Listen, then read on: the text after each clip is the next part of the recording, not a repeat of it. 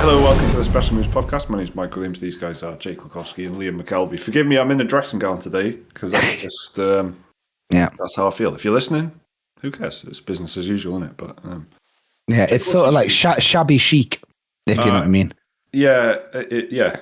Well, I mean, Mike's got the just rolled out of bed look.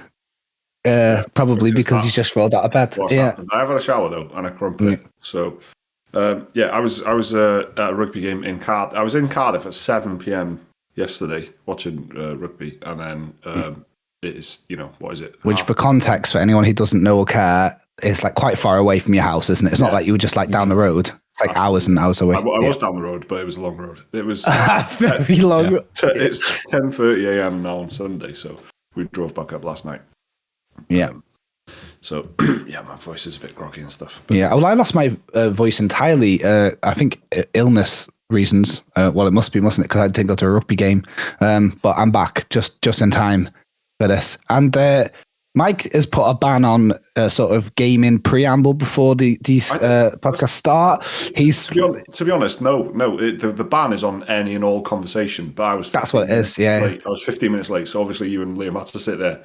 Me and Liam was sat there like on our phones, like the talent. Yeah. We were just. I actually imagine like UK panel shows, like 8 out of 10 cats. I bet they all don't fucking talk to each other until the cameras are on. Yeah, exactly. Yeah, Russell Howard has no friends. Right. So So I actually don't know what you guys have been up to, and you guys don't know what I've been up to. So no. The Mexican showdown. It just seems to be because we've always done this where we've we've joined the call, had a little catch up, and then started the podcast. So it just so now you have to. So now you have to hear about the long and winding roads and that, and like me being ill and stuff. But it brings you closer to us in a way. Yeah. So it's kind of like what I mean. We could have put this as behind the scenes content. It's just like RuPaul's Drag Race Untucked, but we're just giving it as part of the main content. So well. I just wanted to, just in case you didn't notice, Mike, the shackles are off now, baby. You can talk about Total War all you want. It's out next week, but everyone who's played it can mention that freely. So what? So there's a review embargo. So actually, yeah. So the embargo lifted on the 10th, which is a whole week before launch, which is a very ballsy thing to do. These days, especially in February, because it's such a busy month. Obviously, you've got Horizon just around the corner and Elden Ring and things like that. But the full embargo, or content creators could play it basically from the 10th, and like Chosen Media are going through it now. But Chosen Media. You can work slang. Sorry. So Total War is, and I guess that's been the biggest launch of the week, I think, this week in terms of like what you can see online. So I don't know if you want us to go into that straight away or what, but I can't see actual reviews though. Anyway. Well, just fucking take my word for it. I'm the PR guy for it. You can mention it. No. I'm just saying that because I'm interested to see what everybody says, because to me it is the fucking best Total War game ever. Because I haven't played it enough to say that for sure, but it is the happiest I've ever been playing a Total War game, that's for sure. Like the prologue and stuff, they've got like a really story, the sort of storytelling in the setup of the world in this is really unparalleled. Like compared to even the last Total War games, the last Warhammer games. It is miles better. It's a different world, and to make a story thread work in a strategy game is really hard. I think there's only a few sort of like actual like RTS games and stuff like that have sort of done a good job. And you got like the Command and Conquer approach where it's like full, the classic like actors and shit lighting and all that sort of stuff to try and give context to these like shitty little RTS missions that you have to go on. But the way they've done this, the way that you actually play through the prologue, and the way that sets up the whole story of then the campaign to follow is fucking brilliant. It's so good. Even if you see it coming, even if you see the sort of twists and stuff coming, it's brilliant. It's really good, and it made me want more of these like focused, like narrative, strategy experiences in Total War. So if you're unfamiliar with Total War, which why would you be? Because I talk about it all the time on this podcast. It is it is a really sort of open-ended sort of civilization-style campaign. So you've got a big map, and you choose who you want to be on the map. And you start the game, and then the game says, okay, this is what you need to do. You need to achieve this. You need to conquer these people. You need to become allies with these people. And then a big part of the game then is actually these real-time battles. So it's a turn-based campaign, and then real-time, like, tactical battles where you send your troops around a smaller map. What this sort of does is, like, that prologue at the beginning is beautiful because it just kind of... It's more like I don't know if you ever played, like, one of them old, like, King Arthur strategy games where they were, like... It's quite similar to Total War, but it is, you know... Yeah. It just feels more like, you know, confined and, you know, rigid. But I think that really works. And I really hope that they do more of that because I was enjoying the prologue more than, you know, any sort of Warhammer game anyway. And then I sparked the main campaign up and I've been playing it as the same race as you play in the prologue, which is Kislev, which is like, you know, the Russians. And guns and bears. And I love them. They're like my favourite. You know, race or my favourite sort of, I don't know what you'd say, faction. But my favourite, faction that in any sort of Total War that I've played, I absolutely love them. They just suit me down to a T, and they're like dwarves because they're really tough, but then they've got like good kind of mobility as well. They got these big monstrous like bears, and they've got good magic, and it's like a mix of all these things that I like in the Warhammer games, but in one. It looks amazing. Like it's a really great looking strategy game. And I can see myself I put 400 hours into Warhammer 2. I can see myself doing that again easily into this. And the way they're talking about this is like a platform for, you know, for more DLC and stuff, which is what they always do. Right, exactly. They really don't want you to think of this as like, all right, the game's out, the end. You know, there's going to be loads more coming to this, which is exciting because now. You see this big, complete kind of old world map. So the game it just sort of feels like it's taken like 6 years to like complete this game almost. You know what I mean? Like they've released 3 titles, all these DLC packs around it and stuff. And now it's like, this is it now. This is the bit that I wanted. I wanted this big chaos invasion at the beginning, you know, coming into the world, the old world that they call it. That's what a sort of story setup is. Oh man, I love it.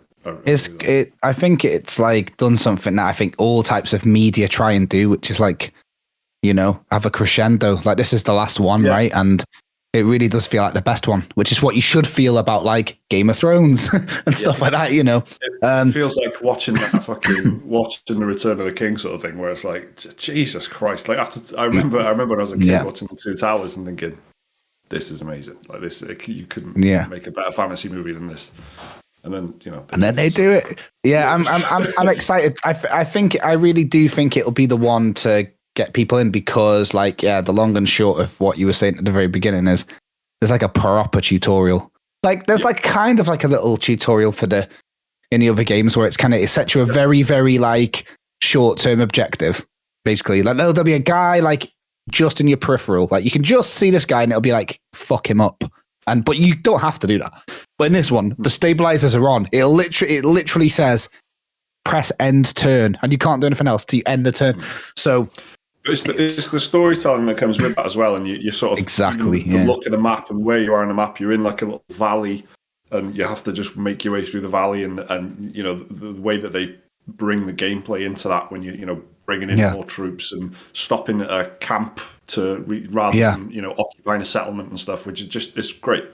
Yeah, so I think more of that. I hope there's DLC that does that and just you know pushes you through a little narrative focused experience rather than just giving you another race to play on the big map. I hope that they try and do some interesting stuff for the story. I hope that I reckon this is going to really be the one to get people involved in the Total War series because of this shit, but. Like obviously, like I play it and I love it, but obviously my opinion doesn't really matter because I could just be a shill, a liar. I'm being paid thousands to say, but whatever. But it's like I think this is the one. The hard sell is the fact that this is like Total War, which sounds like one thing. Warhammer seems like a spin-off of the original series, and it's the third in a spin-off. So it just seems it's like you know, like all these anime. It's like Naruto Shippuden. Series 15 is the one to start. It doesn't sound very believable, does it? So if you're a Naruto fan saying, guys, this is the one, everyone's going to be like, probably just best to start on first one.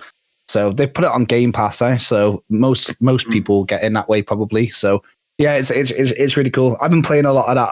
Well, not a lot, but comparative to everything else, I've been playing quite a lot of that as well. And I've been it's exciting. It's good as well because it's like I have to learn when I play Total War Warhammer 2.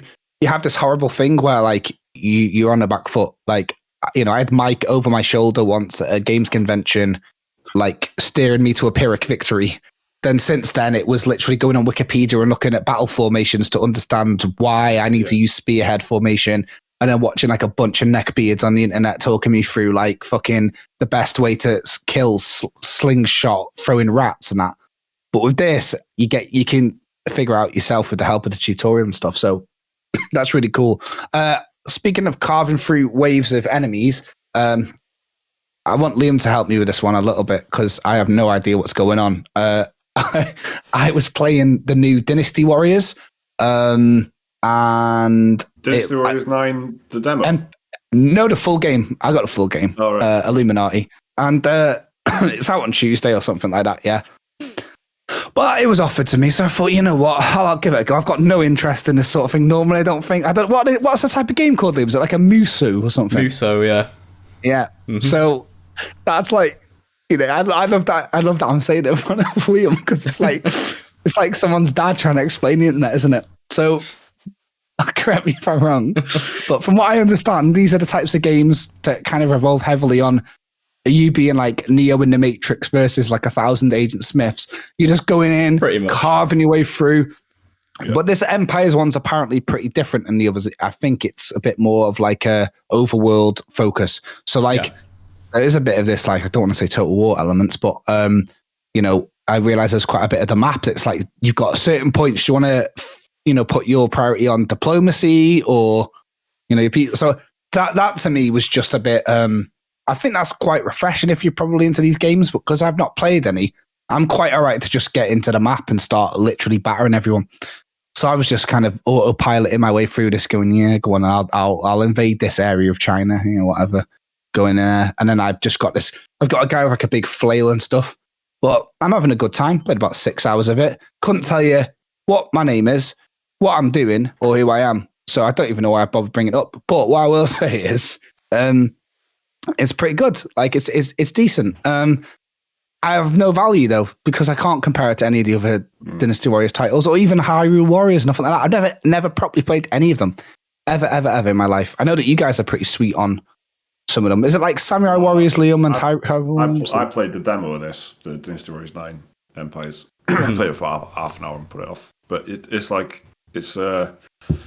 it's very much its own thing in it. And Dynasty Warriors 9, I think, was really, really badly reviewed. It did. It got a very, very bad rap. Because they tried to make it like open world and failed miserably by pretty much all accounts. So is this one open world then? I've got no idea. No, it's not. So it's just like set levels, yeah? It reminds me of like a PlayStation 2 era game. Like, that's what it is. That's what that's like the classic formula. It reminds me of like fucking Soul Calibur. You you got this big map and it's like, do you want to go this way or this way? And then you get in, but you have to do the fight. It's like that. But you got these points that you can spend and like little moments pop up on screen, kind of like, what's that game where you have like cards and you go like Reigns? Bit like that. Yeah. So you got a couple of those like tabletop RPG moments and whatever, but then it's very much focused on these like battles, and they're all pretty much the same, but like you have different stances on them. Like there's an invasion battle or a defense battle, but they're both the same. Just you're on one side or the other. You're in the red corner or the blue corner in it. Do you know what I mean? Do you run in and press square loads? You run in and press square loads in the direction of a battering ram, or you run in and press square loads to assist a battering ram. So it's a lot of that in it. And then it's like got this thing where it's probably like, I'm such a heathen. Like I feel so bad. Everyone's going to be like, oh, the fucking Musu connoisseurs are fucking going, because I'm like, it just it does that thing that Shadow of War does, where every time you see a special orc, it zooms in on his face and he'll say, I will crush your bones or whatever. Yeah. But in this one, it's all a bit melodramatic, isn't it? It's something like, my grandfather's dynasty will not be for naught. And then you just press square on him and then a triangle and you kill him. and then it'll say, Zhang Shun flees from the battle or something. So yeah, like I don't know if there's more to it. Like what could I have brought if I'd played all the others? Well, maybe I'd have been able to mention the different nuances in the flow attacks. But like basically, I'm just hitting square a lot. Do you know what? Yeah, imagine you were really excited about Dying Light 2, and then you heard me talk about Dying Light 2 last week, and then you were like, prick. Anyway, Dynasty Warriors is out the week after, and then it's like, he's really excited to hear Special Moves take on it. Oh, Jake's picking up. Oh, wonder what insightful stuff he's got to say on Dynasty Warriors 9. So, but you can't wait for my Horizon review.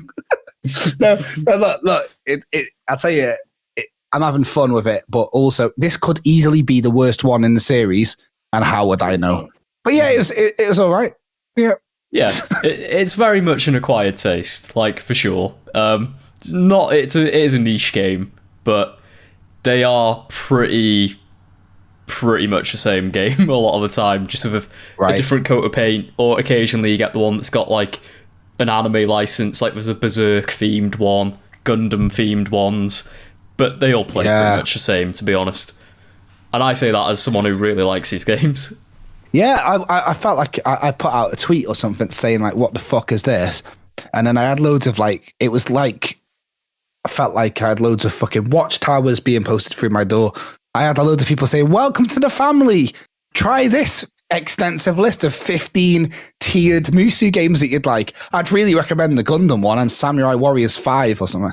I'm like, for fuck's sake. It's like when you go on internet and say, anime? And everyone's like, let me tell you, it's one of them. So, yeah, great. I wish you'd played it, Liam, instead, really. I'm sure everyone listening does as well. That's what I've been up to. Funnily enough, the Empire ones are the ones I'm not a big fan of, because I can't be arsed with the grand strategy elements of them. Yeah. So I just give them a miss. I just want to batter thousands of people in a level at a time. That's all I need. Yeah. I don't need diplomacy. I don't need, battering rams. Just let me batter a bunch of people. Yeah, just pure violence. McKelvey doesn't negotiate. Exactly. There's a lot of weight put on that strategy bit, which is a bit of, but like I say, I know it's really silly, but I'm just skipping through that to get to the fighting. So I don't know if that's I don't know what that's saying. Probably says more about me than the game developers. But it's fighting, but it's like unique sort of. You press square, right? It's if you've never even seen these games before, which everybody's seen them running, but it's like you run up to a group of dudes and you press square, and then they sort of levitate in front of you. Like there's about 50 of them. You just press square once, and your sword will just go across the screen like this. I always think of that bit. All the people in front of you float up in the air. Like, they just get fucking lifted. Now, hold on. If you want to do it the best way, you do square, square, triangle, triangle, square, and then you do a super attack. And they go up, and then you go up, and then it's like... it's like, fantastic. It's crowd control, sort of... yeah. I mean, it's like... There is more to it. There is, like, sort of... When you're in the big battles, there are sort of management aspects to it, where... It'll be like, oh, you have to go reinforce this part of the map because your allies are getting overwhelmed, and then morale's going down, or you've got to go take out this officer before they get reinforcements of like flaming archers who can destroy your base. And there is a bit more like management aspect to it. It isn't just like mindless button mashing, but there is also a lot of mindless button mashing. Yeah, but that's it's sort of like what I was saying was that it's not actually. It's weird to even describe it as fighting because it's like its own fucking thing. It's like, it's like a caricature of it's supposed to be extremely exaggerated, isn't it? So you're not just like fighting, even though say there's like 100 guys in it, you're not fighting one guy at a time. You fight all 100 men at the same time. Like with one hit, you'll get like 60 of them. Like I think that's the big issue I have is like everyone around me is useless. Yeah, I want to surf like a god. But that's what you're supposed to. That's what it is, isn't it? It's like that whole. That's what Muso is, isn't it? It's supposed to. I'm not. Yeah, it sounds like I'm criticizing it just because that's what my voice sounds like. But I'm just saying that that is what it is. It's completely unique, really. Which is why it gets like copy and paste cloned because then haven't even they said that they would like to do a Star Wars one or something like that, and they've said, you know what I mean? Like one of the directors or something. I think maybe that makes total sense, doesn't it? Literally waves of Roger droids getting absolutely levitated to fuck. Yeah. Exactly, and then it just sort of you go, oh yeah. So with that like coat of paint, you could see that because it's like it is fully its own little sub genre of. I'd like it if they had like a tug of war type mode, because at the moment the map's very open and you have to go to these hot spots, like Liam was saying, to defend. But you go there, swat a couple of flies, and then you're back to your business. But if it was really like a focus, like in a valley, and it was like take point A and then you can start taking point B, and that like almost like a MOBA lane, I reckon that'd do. Yeah, you know what? Yeah, maybe that's what subconsciously I was thinking after you said Star Wars. I was thinking, imagine that with maybe that's where I was going in my brain. Yeah. But it's decent. I like to beat them all up and that. But it's just like, honestly, the only thing about it is it just makes me feel like, oh my God, their life is just another statistic. That literally all they are to me is when I see a squad of men, all they are is, combo numbers 450 to 500 before I move on to the next ones. And they lived for what? Like that, and that's that's my main critique. That's very funny. That's interesting. I'm surprised that you played it for some reason. I know, me too. Well, me too. It was because it was there. It was literally there, and I thought, you know what? Yeah, I'm a dabbler. Yeah. Actually, you know what? I've just realised there was 2 big fat things that happened this week that we can talk about, isn't it? Do you know what I'm going to say? Well, I'll go most recent first. But I guess, actually, no, we're not going to talk about this because you don't want to. But Elden Ring previews did drop. And what I will say, though, is to everyone listening, including you two, there's loads of pictures of giant boxes of the game at local Best Buys in America. One of these is going to leak. So over the next week, strap in, okay, and then hide. Okay, get into the bunker, the spoiler bunker, because, right, it's going to get mad. I think when is it out? It's actually out not this Friday, but the one after. Yep. So this Friday is Horizon Zero Dawn. Good, great, cool, fun. That'll pass the time, and then Elden Ring afterwards. So, can I just tell you though that the Elden Ring previews are very, very positive. That's all I'll say. But then the thing we can properly talk about is Nintendo Direct, right? That happened. Mm-hmm. Yeah, that was, I mean, it was. I loved this Direct. It was basically made for me. I couldn't have been happier. Like, PS1 RPGs, PS2 platformers. Oh, it's beautiful. There was a lot. So let's just give the overview then, innit? There was a 40-minute Nintendo Direct. I think it was announced on Monday and then executed on Tuesday. I think it was they said that they were focusing primarily on things out between now and the end of Q2 this year. So basically in the next September, 6 months. Wasn't it? Yep. So basically, anytime in the next 6 months. And I mean, it's true. They showed off a lot of stuff. I think it was about 20 games in 40 minutes. So I've got them. I pretty much know them all off the top of my head. But first of all, we didn't see Breath of the Wild and we didn't see Hollow Knight, which is what everyone was expecting. So I guess I don't know, maybe a bit surprising. Because Hollow Knight had like a thing. Hollow Knight had like a front cover on one of them big magazines this month. So I thought that was going to be a dead cert, you know. And what did you guys see that you liked? Can you remember any specifics? Quite a lot, to be fair. I mean, starting it, they had thingy, didn't they? Fire Emblem Warriors 2, or Fire Emblem Warriors, but based on 3 houses. Yeah. I liked the last Fire Emblem Warriors. I thought it was really good. So I'll probably give that one a go as well. So the Warriors games are what? They're real-time combat, first of all. That's the big difference, isn't it? Because I think the fucking Muso games that you were talking about. Right. They are the Muso games. It's made by Koei Tecmo, yeah. Wow. Okay. Well, there we go. Fire Emblem, Dynasty Warriors type stuff. Linking it. Cool. Yeah. That's soon, isn't it? Can't remember when, but pretty soon. Yeah, it was like July, I think, June or July. Kirby, that was coming soon. That just looked weird with Kirby becoming a car, but stretching himself over a car instead of just turning the car pink and putting Kirby eyes on the car. He's just like halfway eating a car. It was really weird. He looked like an anaconda with his... Yeah, it was a bit off-putting, but oh well. I think it looks good for a Kirby game. It looks like they're trying to do Kirby Mario Odyssey, which I'm all for. Yeah. Just loads of like Square Enix came out swinging in this direct. Chrono Cross remaster, which got rumored for like the PlayStation event last year. Happy that that's coming for the first time ever in Europe, because we never actually got it in Europe on the PS1. What else was there? Live Alive or something like that. Yeah, Live Alive, like a RPG that's got like a massive fan following, but it never came out anywhere other than Japan. They've got that Front Mission remake as well, if you're into your mech strategy games.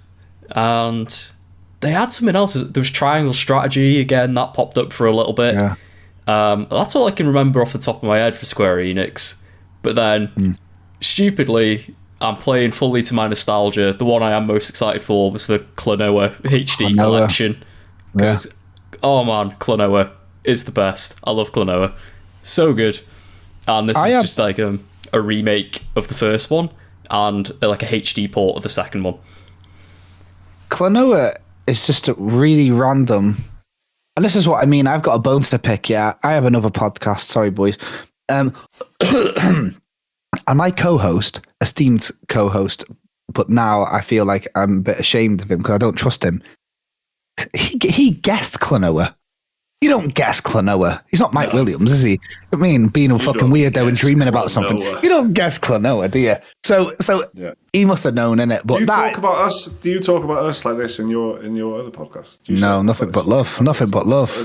I talk about you guys out of fear. If they find out about this, I'm screwed. Yeah. So Klonoa was interesting. I like the thing that I remember the most about it was Splatoon 3. Was like quite unceremoniously announced via like a salmon run mode with horrible music. The music was like the most jarring. No voiceover either, right? It was just. Am I right in saying that? It was just some fucking pictures. I think at the very end it was like Splatoon 3 introduces salmon run. Yeah, in that very Nintendo Direct. I think it was. That was it. I assume they were trying to go for like an old Godzilla movie type vibe to it, but it just came off really weird with the overly colourful art style of Splatoon. I think it was like a Splatoon fan having a nightmare about the Splatoon 3 announcement, basically. I could already imagine the freelance writers typing the word Lynchian at the speed of light when I heard that music. I was like, the amount of smart Alex on the internet saying Lynchian. But I was like, yeah, that was a bit jarring. That and the Kirby car thing, it was a bit unsettling. Maybe it's because it was a bit late at night. I don't know. Maybe I was just feeling unsettled. But I guess one of the biggest announcements was this Wii Sports thing, but not on the Wii, so Switch Sports. One of the biggest selling games ever made. Like, everyone knows that. Getting a sequel. It sort of seems overdue as well, you know what I mean? It seems like, well, how hasn't that been on there for like 4 Imagine years? if that was a launch title. Switch would have been like, possibly even better than it's already done, but I don't know how that's possible. Yeah, I you guys are right. Like that, but overdue. Imagine if it was a launch title. When I saw it, I thought, is this too late? Because it feels like they might as well just held this back and had this as a launch title for like their next console at this point, which can only be at like max at least like 3 years away or something. You know, I don't know, but yeah, it feels like it like end of the generation have the Switch Sports game seems a bit unusual, but like okay. Cool, I guess that looks good. I don't know what. It did look alright though. Yeah, it did look good. Yeah. You know, and it'll sell. Better use of it, but yeah, it will. Oh, absolutely. Yeah. Christmas 2022. That's going to be #1 game. Yeah, likely is, and probably still a system seller for people who are just completely uninitiated. I don't know. Yeah. Mike, did you see anything that blew your mind or nah? No, but it was that what was that mech one? Front Mission. Yeah, that looks right. But something like that. I'm always like. Yeah, I think you might like the Front Mission games. Yeah, Advance Wars. Advance Wars. Yeah, more strategy. Yeah, but the Front Mission ones. I think I played. I definitely played some Front Mission thing on PlayStation 1, maybe, or PS2, probably Front Mission 3. I think that was the PS1 one. Yeah, so cause I used to be into them, like, sort of like, well, it was like a lot of things that I liked when I was a kid, so it was boring. So, so that that looked pretty good. But the thing that really stood out to me was how fucking shit the third-party stuff looks compared to the Nintendo stuff. Like the Kirby looks like, it's not my target, but it just looks like really bright and colourful, and it looks like it isn't missing anything. Do you know what I mean? It doesn't look compromised in any way. And then they show Assassin's Creed, and then was it Star Wars: The Force Unleashed, which looks like it's based on the Wii version, like the fucking mobile version or something, right? Okay, yeah, it's actually generally the Wii version. Okay, which explains a lot. So it looks a bit rough, and it is mad to me that I don't know that they're not gonna run more than like 20 FPS or something either, and they're gonna be like but that is a thing that just seems to not bother a lot of people. Like I'm sure The Witcher 3. Every time The Witcher 3 is on sale on the eShop, it's in like the top 30 charts. Do you know what I mean? Mm-hmm. So obviously people are happy to play like these versions on the Switch, but heavily compromised. Yeah, and they really are. The Witcher, obviously, I've said before in it, but so it'll be interesting with the Steam Deck coming out if that takes any kind of chunk out of just that aspect of the Switch. You know what I mean? I agree. The Switch will be fine, like with the Steam Deck. For sure, it'll be fine. I feel like dare I say, like it felt like they were almost. I don't know.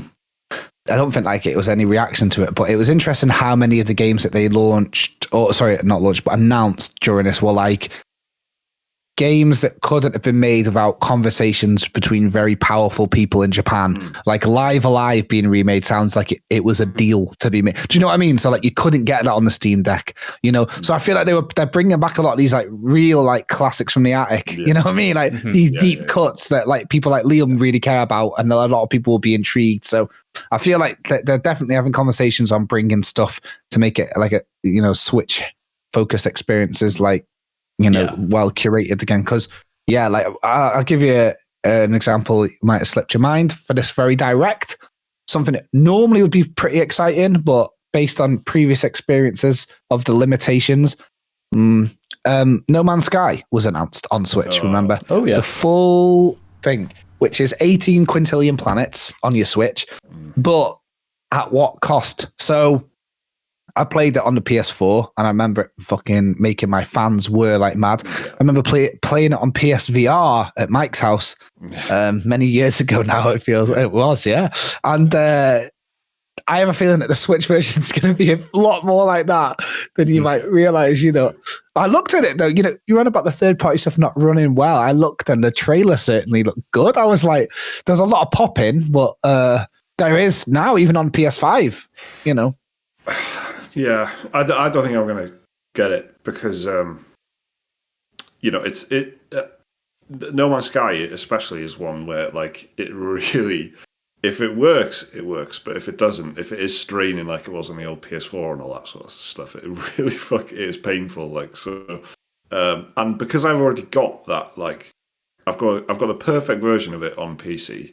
I've got a great version of it on PS5.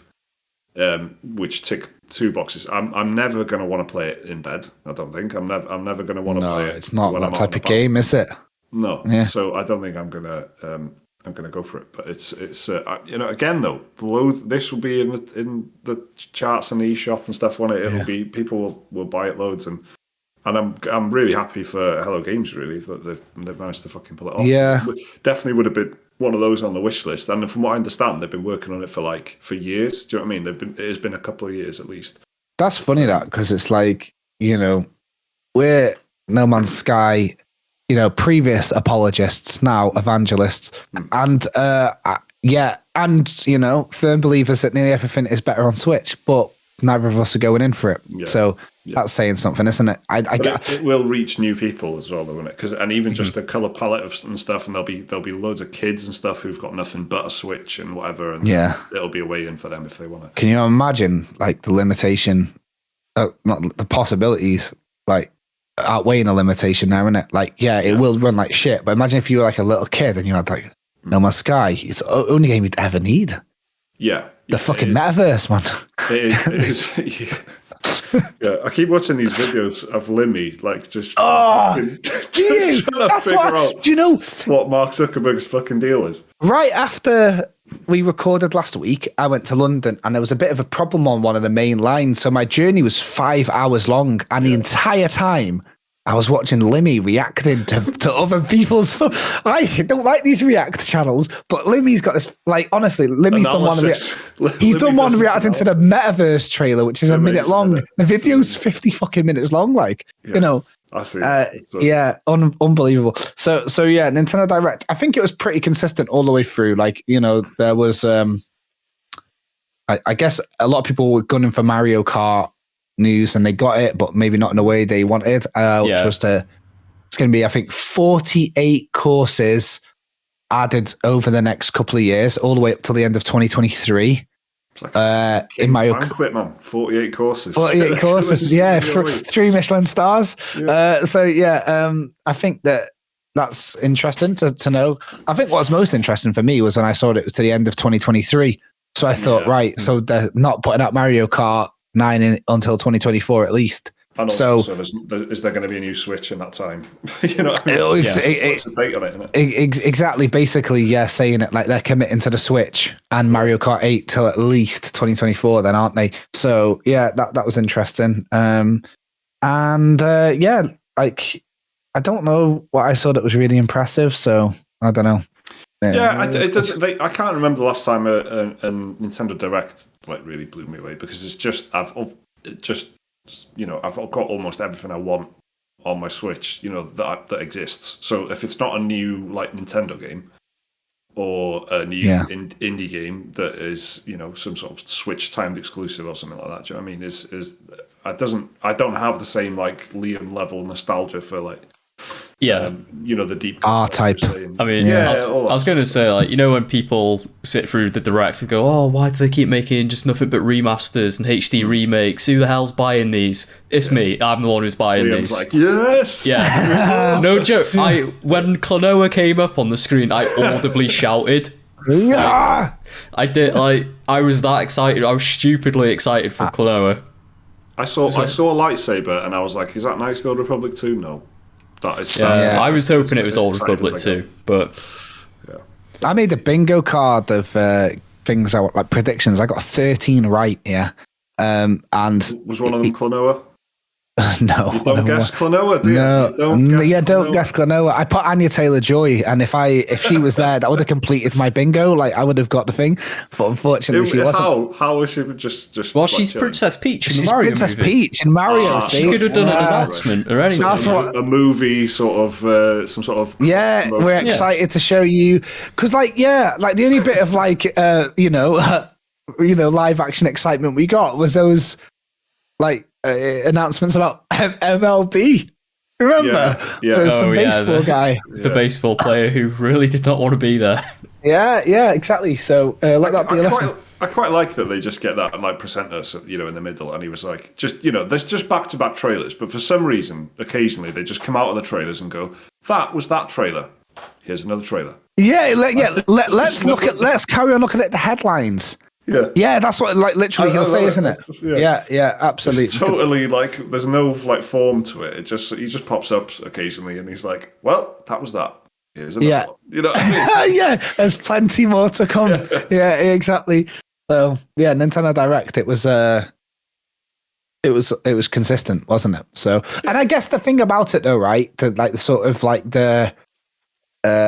thing that I was telling myself, and I was like, there's a lot of cool-ish stuff, but not like mind-blowing stuff. It's that like a lot of that is so short range. Like loads of it's like out next month, this month, July, September. It's not like, because they could have easily just done a Direct where they were like, oh, we got a new Mario in development, we got a new Metroid in development, we got a new Donkey Kong in development, like what Bethesda did. And like Elder Scrolls 6 was announced like 4 years ago. And we still haven't had Starfield. Like, so I kind of prefer that. It's like, it was all right, but if there's anything it did take my fancy, I'm not going to have to wait for 1,000 days like Elden Ring. You know what I mean? Yeah. So, that was Nintendo Direct, I guess. I mean, what do we? So Horizon Zero Dawn's coming out this week. That's not Zero Dawn. What's it called? Forbidden West. West. Yeah, are you guys looking forward to that? Not really, but I'm gonna play it because yeah. I'm not looking forward to it either. I was not looking forward. I was not looking forward to the first one, but then I did end up. Well, that's what it is. It's for me. I think I'm starting to crumble before you guys under the weight of hype. No, it's the fact that I'm looking at my PlayStation at the moment and I'm saying, what are you offering me? I'm playing Dying Light on the PC, for fuck's sake. Do you know what I mean? You're one of them. I'm this close to reinstalling Returnal. You know what I mean? So I've been thinking about it. I've been thinking of giving it another go because Liam, you finished it, didn't you? I finished it. Yeah, I thought it was cost? Good. Yeah. I didn't.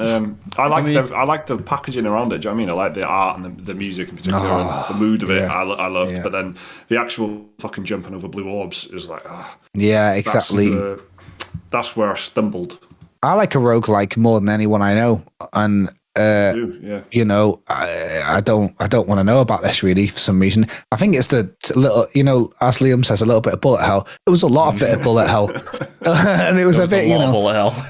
Yeah, and my least favorite roguelike is Risk of Rain 2, and it was closer to that than any of the ones I really like. So I want to maybe jump back in. Anyway, all this being said, it's because what I'm trying to say is I don't think I've had anything that exciting on the PS5 lately. My most played game was Orcs Must Die 3 last year on the PS5. Rightly so, though. So I know this is going to be a showcase. I know it's going to be the real deal. I know it's going to, and you know what? I'm going to be completely honest. It's a distraction piece, isn't it? It's going to help close the gap between me and Elden Ring, which is the following week. And I just need that in my life because I'm so distracted by the thought of playing it. A Sekiro, I was like this. Like a little baby I was. I like literally going to bed going, I'll get to play Sekiro soon. It's sad. I'm a grown man and I'm just going, Elden Ring soon. And I'm excited as fuck. So I need this. It's good that you recognise your own patterns. That's healthy. Thank you. I am playing the DLC, so I think I might have mentioned this last week. So I'm playing the DLC. Oh, you are now. Yeah. Horizon Zero Dawn, Frozen Wilds. It's called, but it's like, it's pretty good. But it's I think I forgot how much I enjoyed the like specific thing of the combat where you're like, you have to use certain weapons and certain traps, and especially in Frozen Wilds because it's pretty tough. Like I don't remember the base game being as challenging as the DLC anyway. Or maybe I've just slowed down a little bit. DLC is definitely harder. Oh, that's good news because I was worried it may have been me. You've just done Demon's Souls, mate. Okay, just remember that. Okay, stay strong. I know. You still got it. I know I'm tough. You still got it. You know what I mean? Sometimes you get a bit of seeds of doubt, don't you? So it is hard, and I'm kind of hoping that the sequel takes more cues from that because sometimes you'll see things in Frozen Wilds, and you almost get the same set Dark Souls sense when the first time you see a new enemy and you're like, what the fuck is that now? Do you know what I mean? Look at the size of that. What am I going to do about that? You know what I mean? So you have that like sort of dread before you start thinking about how to take it out, which is that's exactly what it should be. You're a small human with like a bow and arrow and some traps, and then they are giant mechanical monsters that like can shoot fire and all that sort of stuff. You almost are trying to approach it like a puzzle, don't you? What do I? Yeah. And I did, and there was a bit. I did have that feeling a little bit in the base game, the original, and I absolutely loved that. I loved using like the tripwire stuff, and you know what I mean. It just all that stuff is cool. So I hope that they really they go to town on that. What I liked less about Horizon was the traditional Ubisoft, but also Sony now. Like there's a bandit camp, you better sneak around. Yeah. You know what I mean. All that stuff is. I'm a bit tired of. So yeah, well, it's weird because I remember really enjoying Horizon when I was playing it, but then very quickly remembering the stuff I didn't like rather than the stuff I did, which is kind of the opposite of what you want, really. And I think over time, I think out of the three of us, certainly, closer to launch, I remember being like the least fussed on it. I remember, or the most critical, should I say? Like, not that I was actually critiquing it. I was just thinking, a bit about it. But then, like, I don't know. I don't know how much of it's like just the mood that you're in. Like, because I remember really being dead into Ghost of Tsushima, and Liam's like, Jake, this is just like pretty average sort of thing. Didn't say it like that. He didn't say it like an intervention. Jake, just take a seat, will you? But I remember being like, oh, yeah, he's not wrong. But like something about... So with Horizon, it's like, I haven't got an appetite really for this sort of thing right now. Yeah. But also, like, so I've got no expectations for it. I just think it's going to be very So all it has to do is be like, good. And I'm going to be happy, you know. I think you mentioned it there that, you know, it is going to be the business. Just as a first party, you know, console exclusive, you're just like, you know, it's going to look great and all that. And the triggers are going to feel good and that. Yeah, it's got all the like gloss of that comes with it, which is, you know, enjoyable sort of gaming gloss. So I'm you know, I will get it, but there's things that I think that they got really right in the first one that are just like. It's just like, I don't know, just making her hair red for things like that. It's like, fuck yeah, that's such a great, you know, it just because it fucking pops against everything else in the, you know, you're always in the snow and stuff in the DLC. It looks amazing, and then the music is great, and the feel of the, you know, the basic stuff of how it feels, how it looks, how it sounds. Yeah, is really good. So the biomes were really cool, weren't they? In the original, like, you know, you were in like some Westworld looking place at one point, and then, you know. That's the thing I'm looking forward to, knowing it's get a little bit more tropical and islands and this and that. I'm interested in like the underwater bits are the bits that look beautiful, like really cool. I'm kind of hoping that's new, isn't it? That is there is nothing like that in the exactly. I hope we get to see a bit more like unique creatures, because like the DLC by the sounds of it has a bit more of that, whereas like in the main game it was like, here's a bit of open plain and it's full of watchers. Remember these guys, because you're going to be seeing a lot of them. And then like later on, it'll be like, here's a pack of other robots. And then you see them once and you go, right, there's about 8 of them at once. So I know that they're not that big a deal. It's kind of the opposite of what you were just saying then, Mike, about like you see a monster and you're up against it. I remember there's like a sort of plane of like, I don't know, bison or something at one point with a big zip line over. And because they're all piled together, I know, right, I can take them all at once, and I'm supposed to, or something like that. But then you got the occasional moment where you're fighting these big creatures, and then they felt pretty cool. But then they were all the same. You have to hunt down 4 of them like a Far Cry game or something. I wonder if we could get some like unique stuff just so you can remember it. You know, like I think God of War did a good job of that, didn't it? I think. Yeah. Like Witcher, you had like The Witcher as well, isn't it? That's feeling in The Witcher of like, what is that thing, and like cracking the case of how you. Get rid of it and help the village out. That's one thing that's great about The Witcher, is the uniqueness of the monsters and stuff, and that, you know, you don't feel like you're apart from the little fucking dregs that you see everywhere. There are really like there's a thing in that cave. Yeah, it might be the only one in the game, and there might be a couple more, but you know what I mean. You don't really get that feeling very often. I think there's a direct correlation between like same with like, you know, with the Elden Ring stuff. When I played it, that's what I felt like. And I'm doing it completely spoiler free out of respect, obviously, but I felt like with The Witcher, if I didn't press on that notice board and take that little quest, I wouldn't have gone down this 5-hour rabbit hole and have a really memorable experience. And I feel like in Elden Ring, what I was playing, there was so many bits that was just one little hole in a wall led to a dungeon for an hour. And you have to be able to take that risk, don't you, as a developer, of putting really cool shit somewhere that can be totally missed. And I just don't think these Sony games want everyone to see everything. They want to bring everyone together and go, remember that bit with the pterodactyl? Remember that bit with the giant robot lizard?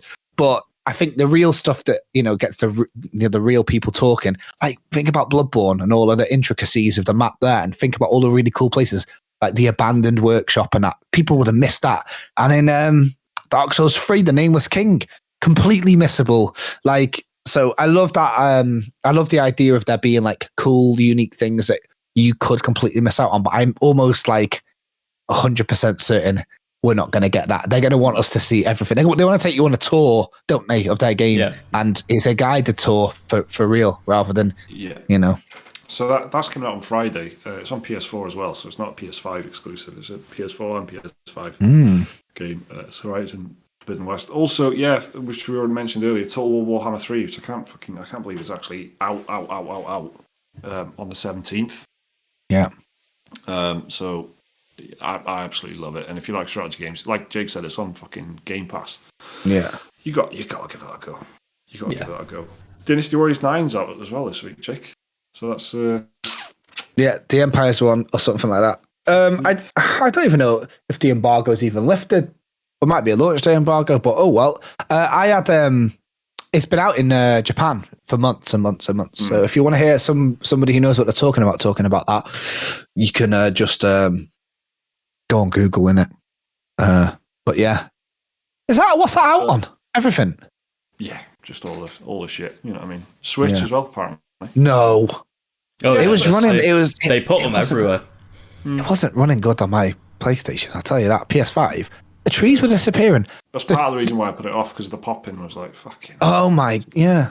So that's that is on Switch and PC, and then PlayStation and Xbox. A few other things, but Star Wars: The Old Republic, Legacy of the Sith. I guess that is a. MMO. What's this? What's the Old Republic again? It's the MMO. It's the MMO. And is the Old Republic? It's still ongoing. Mm-hmm. I know a couple of people who still play it on regular. Can I just ask? I know that we've kind of wrapped up, but I really wanted to ask something to Liam, and I think people at home would want to know as well. Liam, can I just ask about Lost Ark? You've just made me think of it. Yeah. Mike, do you know what Lost Ark is? Look at Mike's face. I've seen.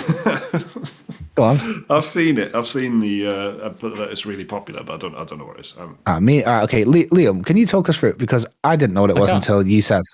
It is a MMO action RPG in the vein of games like Diablo, Path of Exile, Torchlight, other games like that. Isometric, top-down perspective. But yeah, it's got MMO elements to it. So there's like quest hubs and trading, and you get to see loads of other players. Like, imagine Diablo, but there was about 40 other people running around the zone with you. Right. That's pretty much what Lost Ark is. Came out years and years ago in Korea. It's been out since like 2011 or something in Korea and Russia. Okay, now that's ages ago. Never made its way over to the West until, for some reason, Amazon was like, hey guys, we've acquired this game and we're going to bring it to the West. And yeah, it's done absolutely massive numbers lately. I think it crossed some silly concurrent player numbers on Steam on launch day. Like any MMO on launch, servers just died and caught fire. And then, yeah, it's just been massively popular. I think it's Korean. It's made by a Korean developer.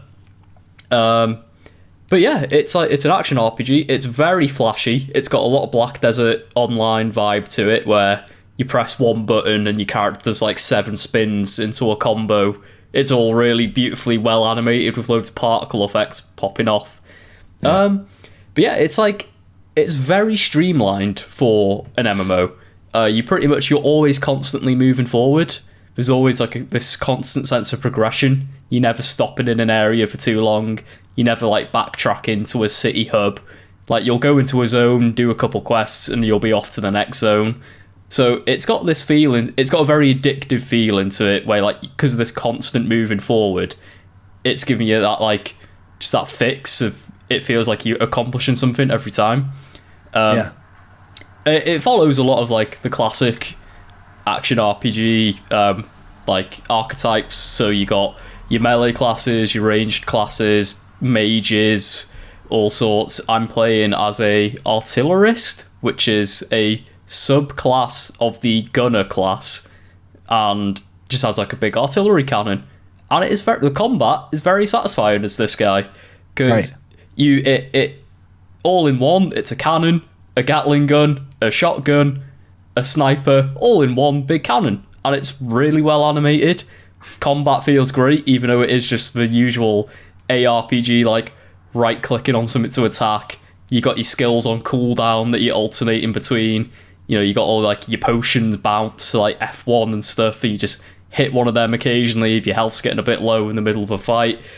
There's dungeons, there's raids. I've not got to any of the raid stuff yet, because I've only been playing it for like 5 hours of that, but I've done a couple of the first dungeons, and they're fun. Like, you can do them solo or matchmake with other players if you want.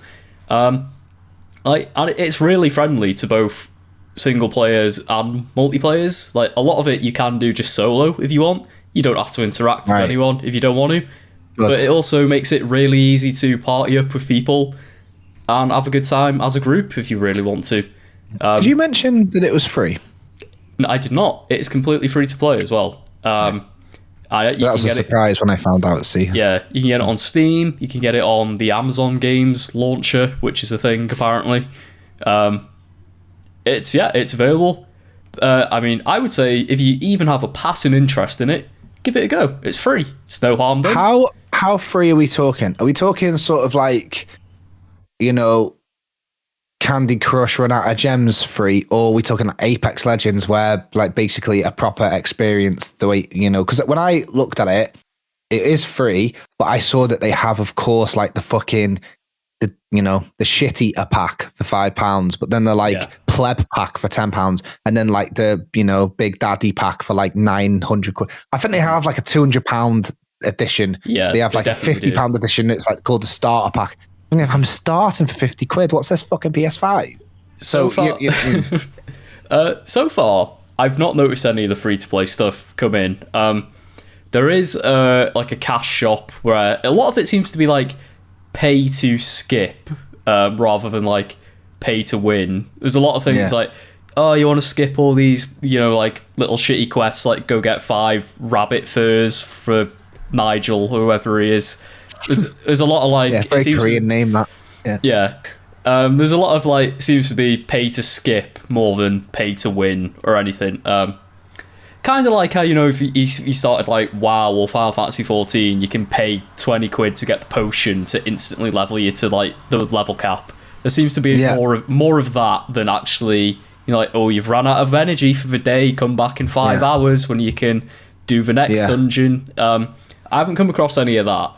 So it seems quite fair so far, but like I said, I'm very early days into it, and I imagine from what I've seen online anyway, a lot of like the microtransaction-y free-to-play elements come in when you reach the end game. So when you're doing all like the dungeons and everything and the raid bosses and all that, it seems to come more in then. But if you just power leveling your way through the story, so far it seems quite fair, and I haven't come across any limits, so I don't know, I might get to a point where I run out of storage space and it's like, you gotta get rid of this, or, pay us a £5 to get another storage chest. Not quite sure yet, but I'm enjoying it quite a bit so far. It's very flashy, it's very over the top. You get attacked by like 50 mobs at a time and you can explode them all into a pile of goo with just a button press. It's satisfying to play. The quests are your standard MMO quests, like go here, kill a couple goblins, come back for a reward, move on to the next zone. But the moment to moment, it's fun so far. That's cool. I mean, we stuck it in at the end there, but I just remembered about it because obviously it's new and it's doing really well. New World did really well for about a week. Mm-hmm. But this is like 1 million concurrent players, like, or something silly like that. I think it's like, record breaking, but then again, the very, very free price points probably help. But you're queuing up, aren't you? It's one of them games. I remember playing Final Fantasy 14 recently, and it was like 5,000th in the queue or something. You were like nearly 3,000 in the queue yesterday, yeah? When I logged into it, I was 15,000 in the queue. And that was when I first logged in, before I made a character. I was sat at my computer for like a good... Luckily, I had my Switch, but I was sat there for like an hour and a half waiting to get in. Yeah. Right, it was cool. So it's doing really well. You're never going to have trouble finding people to play with at this point. But the trouble is, can you actually get in to play it? Stuck in the queue. Yeah, cool. Yeah. Oh, nice one. Yeah, cool. Very good, very good. All right, well, that was the Special Moves podcast. Thanks for listening. Thanks for watching. We'll be back soon. Bye. Bye.